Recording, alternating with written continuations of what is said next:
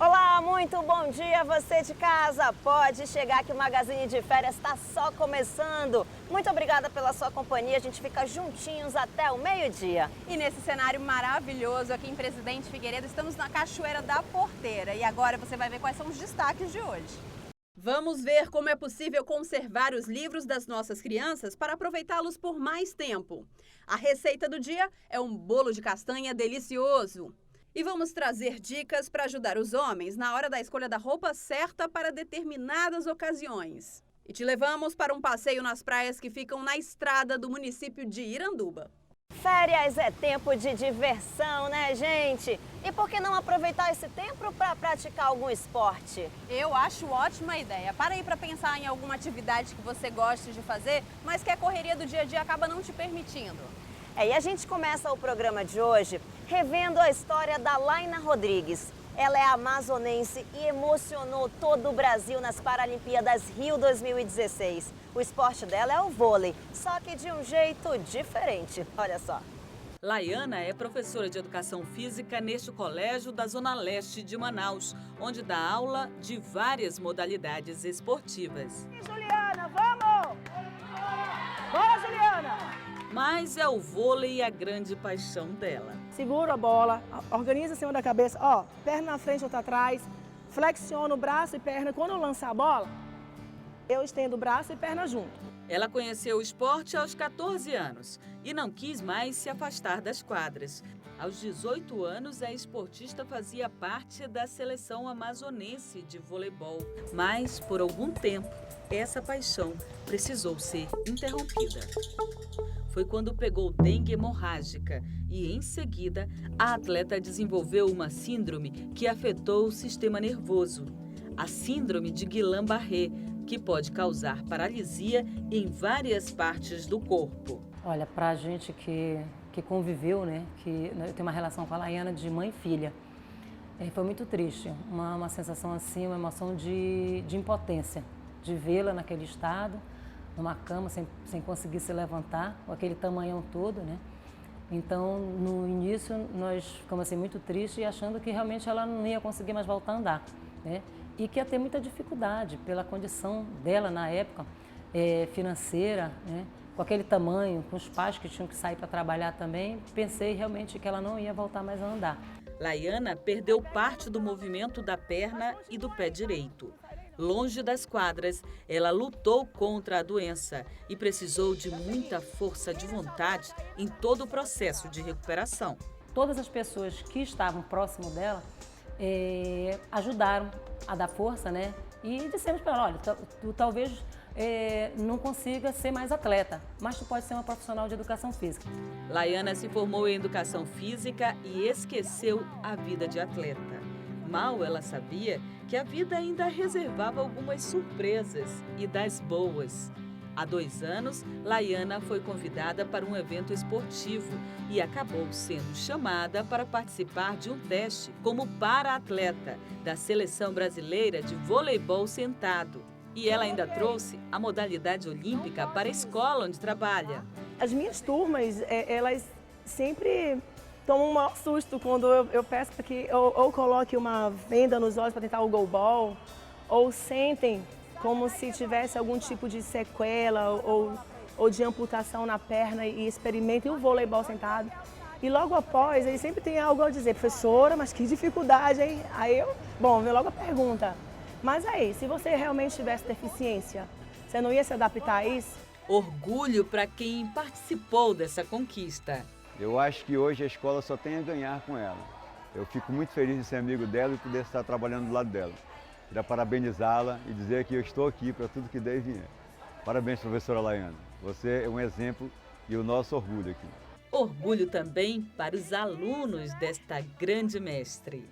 Admiro, né? Assim como todo mundo, né? Claro, com certeza, é muito importante isso, muito legal essa superação toda dela, nesse problema que ela teve e agora faz parte da seleção e é daqui da região norte, né? A única daqui da região norte, muito legal, muito prestígio. Professora, a senhora é um amor, tá? Te adoro. E uma lição de vida para os amigos e para a família. Minha filha para mim é tudo. Uma filha muito boa, muito dedicada a nós, a eu e o pai dela. Mas isso aqui tudo é para vocês. Eu estou fazendo isso para vocês. Ela é muito boa, minha filha, muito mesmo. Não é só para mim não, para todos os que estão perto dela, que ela vê que precisa, ela ajuda. Se ela tem condições, ela ajuda. Chama ela até de Madre Teresa de Calcutá, porque ela tira do dela para dar para quem não tem.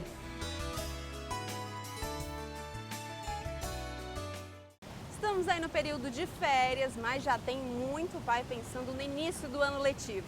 E aí aquela correria, muita coisa para pensar. É material escolar, fardamento. Mas não é só isso. Os pais devem ficar atentos aos problemas de visão que costumam dificultar a vida dos alunos. Quanto mais rápido esses problemas forem resolvidos, melhor o desempenho na sala de aula. Vamos ver. Os cuidados com os olhinhos começam logo que a criança nasce. Por isso, ainda na maternidade, é feito um exame simples, capaz de detectar se existe algum problema. Então, você incide um foco de luz na pupila da criança e você tem que ter de volta o reflexo vermelho, que é o reflexo da retina normal. É só isso o teste do olhinho. Então, quando que ele está ou não anormal? Quando eu não vejo esse reflexo vermelho.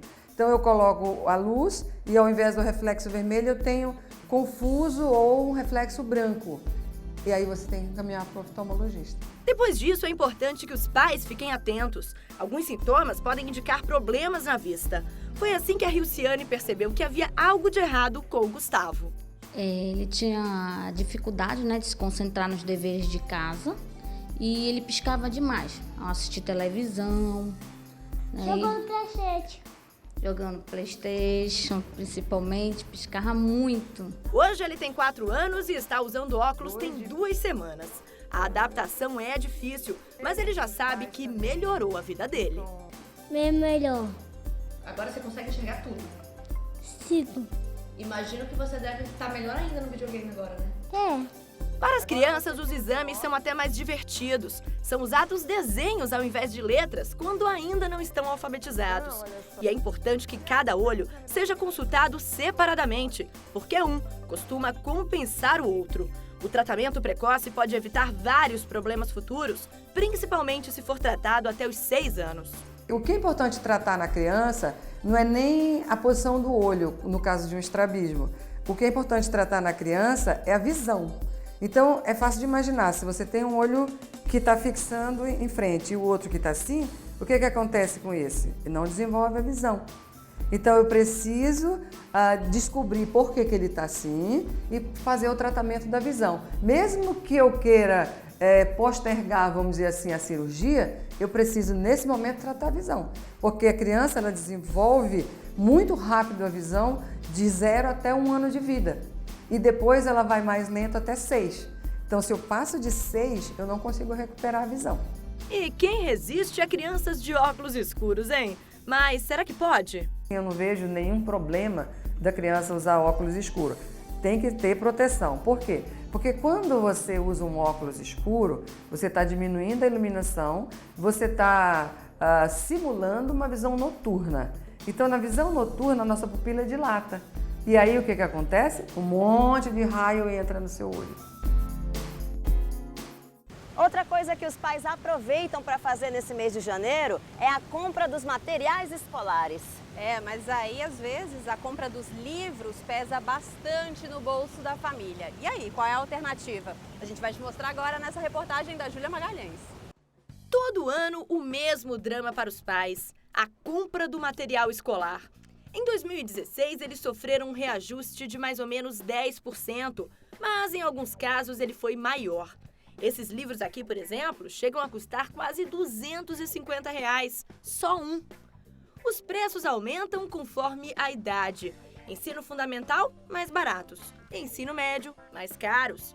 Mas algumas editoras resolveram pegar um pouquinho mais leve. Nós temos várias editoras em Manaus, cerca de 14 editoras com livros adotados nas diversas escolas. E dentre essas editoras, nós vimos que a variação foi entre 7% a 12%. A sugestão da maioria dos pais é mesmo pesquisar. As parcerias entre colégios e livrarias também ajudam. A Cristiane veio comprar o material do Tiago, que vai para o 8º ano, e sentiu esse aumento de perto. A diferença é grande, né? Mas eu acho que o importante é a parceria que a escola faz com as lojas. Isso facilita muito a vida dos pais, principalmente na escola do meu filho. Eles pesquisaram e indicaram as livrarias onde o preço seria mais acessível. Ela tem outro filho que já está na faculdade. No caso dela, não acontece a famosa troca de livros entre irmãos. E está cada ano mais difícil disso acontecer, já que as escolas mudam com muita frequência os materiais. Mas ela sabe da importância que tem a palavra conservação. Cuidar dos livros pode ajudar outros estudantes. Tem que enfatizar o seguinte, que a criança tem que ter cuidado com os livros e para o ano repassar para outras pessoas que precisam do livro. Eu acho que isso é fundamental os pais passarem isso, porque eu faço isso em casa. Em Ocebo, Valcicleia aproveita o cuidado que outras pessoas tiveram com o livro. Esse aqui, em uma livraria, custa R$ 45. Ela comprou por 10. Uma ajuda e tanto para uma lista que ultrapassa R$ 1.400. Pesquisar é mais em conta, né? Principalmente em acebos, em livros usados é mais em conta mesmo. Já não é o primeiro sebo que você vem? Não, são vários sebos, já rodei quase o centro todo atrás. Os sebos recebem os livros usados em forma de compra ou doação. E quando são doados, são repassados para outras pessoas da mesma forma. E aqui tem todo tipo de livro: matemática, gramática e principalmente literatura. É preciso pesquisar e, claro, não fechar o ciclo. Continuar cuidando para que no ano que vem, a Val, por exemplo, consiga repassar essa história de Jorge Amado. Esse ano, inclusive, foi um movimento muito grande, muita gente procurando, não sei se por causa da crise, muita gente procurando livro didático aqui no sebo. Uma coisa assim, eu tive finais de semana aqui que tiveram fila, gente procurando livro didático. É bom lembrar que para acontecer essa troca, é preciso cuidar dos livros, que hoje as crianças, os adolescentes não estão sabendo muito bem como fazer isso. Legal, né? Isso é, a maioria dos livros que vem para o sebo realmente chega um pouco deteriorados, mas a gente sempre cola um pouco, a gente tenta melhorar um pouco. Agora é legal, acho que seria bom a gente pregar isso nas escolas, que as crianças tomassem de conta, cuidassem um pouco melhor do livro para que eles possam ser reaproveitados depois. Agora a parte mais difícil, como fazer para manter esses livros conservados, principalmente na mão de crianças. É isso que você vai saber agora aí no estúdio. Daqui a pouco a gente vai rever uma receita que fez muito sucesso em 2016. Receita de bolo sempre agrada muito e esse bolo de castanha foi sensação. Já tô com água na boca, hein? E a gente também traz dicas para você, homem, que tá ligadinho aqui no Magazine de Férias, de como é que você pode escolher a roupa certa para determinada ocasião. Não sai daí não que a gente volta rapidinho.